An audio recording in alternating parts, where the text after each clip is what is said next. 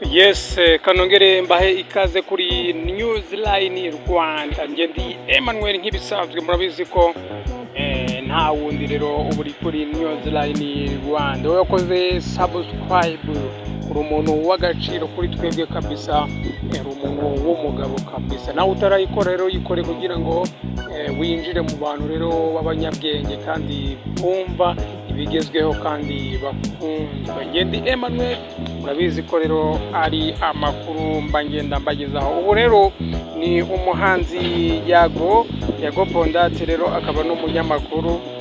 Uyu rero yasanze umwana atari uwe, ahita atandukana y'ibyumweru bitatu. Umuhanzi rero akaba n'umunyamakuru Nyarwaya Innocent uzwi cyane nka Yago Pondate yatangaje ko yamaze gutandukana n'umugore we rero Teta Krista nyuma rero y'ibyumweru bitatu gusa bibarutse imfura yabo. Ni inkuru rero yashenguye imitima ya benshi bakunda showbiz muri rusange, bitewe rero n'ukuntu n'urukundo rwabo rwari rumaze iminsi rugaragazwa nk'intangarugero mu bahanzi ndetse n'ibindi bitandukanye.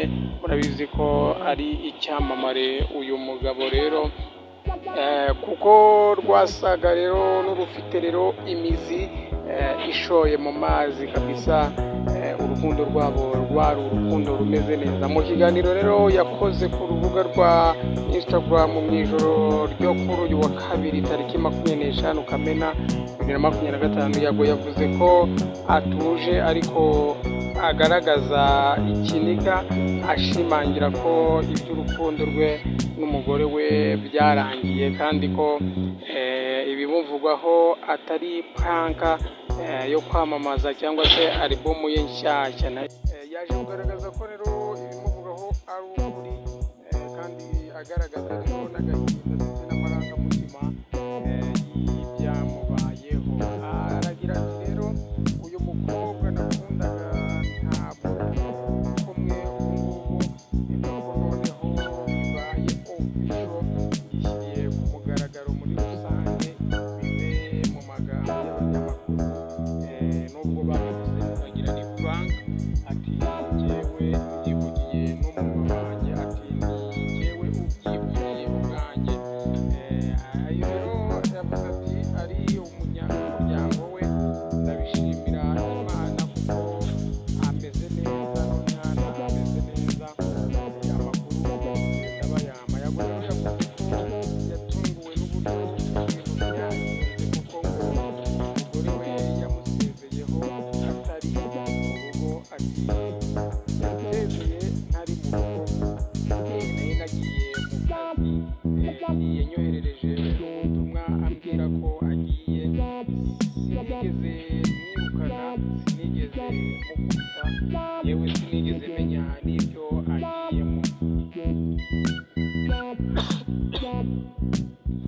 Yavuze ko nubwo atahamya neza impamvu zatumye umugore we afata umwanzuro wo kugenda, akeka ko ashobora kuba yarahuye na depression nyuma yo kwibaruka. Yago yavuze ko yamukomereye rero cyane kuko yumvaga ari mu gihe cyo kwishimira imfura ye, atari mu gihe cyo gutandukana n'umufasha we. Ati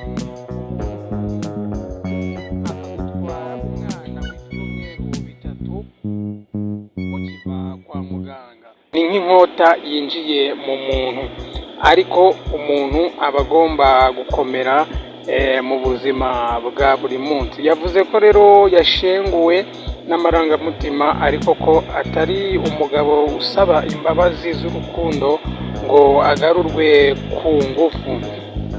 Yago kandi arakomeza ati ndamukunda by'ukuri, amakosa nakora mu rukundo ntakuraho ko nkunda by'ukuri, nta rukundo rutarimo ibyubahiro. Uyu munyamakuru rero wavuyemo umuhanzi yavuganaga amarangamutima akomeye cyane mu kiganiro yashyize kuri Instagram ye akitsa rero ubundi agifata. Yavuze ko yirwaniriye mu rukundo, ariko kandi kuva umugore we yamubwira ati urabeho, yatekereje ko ashobora kuba ari kurota, ariko yaje gusanga ari ukuri, kuko nyuma yaje kubona ko ari byo. Ati uburyo inkota yinjiye umuntu ukujyana umwana w'ibyumweru 3 mukiva kwa muganga koko. Yago Pondati rero yagaragaje ko atigeze atekereza ko urukundo rwabo rushobora kurangira gutyo, kuko ngo yamukunze byimbitse kabisa. Ati namukunze ku buryo numvaga nta wundi mukobwa nakunze cyangwa se nakunda nk'uko nakundaga uyu mukobwa. Umuntu rero ukubyarira hari icyubahiro uba umuha. Yongeyeho kandi ko atigeze atangaza aya makuru agamije kwamamaza alubumu ye, ahubwo ari ukugira ngo asobanure neza uko ibintu byifashe, ubundi ibintu bive ku bitangazamakuru ndetse no muri za paparazi, kuko we ubwe ari we wamenyesheje rubanda ko ari mu rukundo na Christella, nibwo yabamenyesheje, ariko n'ubundi agomba kuvuga ko byarangiye. Yago rero yavuze ko amaze kubona ko hari abishimira ko mu muryango we harimo ibibazo, ibintu yababajwe nabyo kabisa, ariko avuga ko bitamuca intege. Ati nimwisekere nabahariye amenyo, ati n'abasetsi mwese museke, ariko nimungirire impuhwe, Imana niyo izaca inzira. Yanavuze ko ku nkuru zari zimaze iminsi zivuga ko yasanze umwana atari uwe, asubiza agira ati oya, life ni uwanjye, avuga umwana we kandi azabaho neza, ndetse na nyina azabaho neza, kuko ndi umugabo w'umukozi, ntabwo ndi umugabo usabiriza. Ati kandi umuhungu wanjye azabaho neza. Yavuze kandi ko yahisemo gukora cyane kurusha kwibabarira cyangwa kwiheba.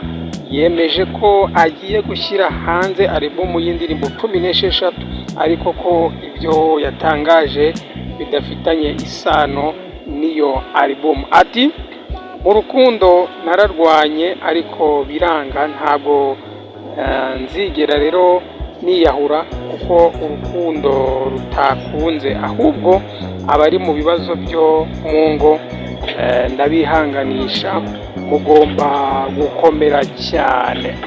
Mu gusoza rero Yago yavuze ko ashyize imbere gusenga ndetse no kwemera ubushake bw'Imana, kuko hazaza urundi rukundo rwe. Asoza agira ati nabahaye byose, sinshaka ko umuntu amfata nkaho ndimo gusaba imbabazi, ariko ndashaka ko Imana izampa igisubizo. Niba Teta ari we tuzongera guhuza, niba atari we izabimpindurira cyangwa se ime undi.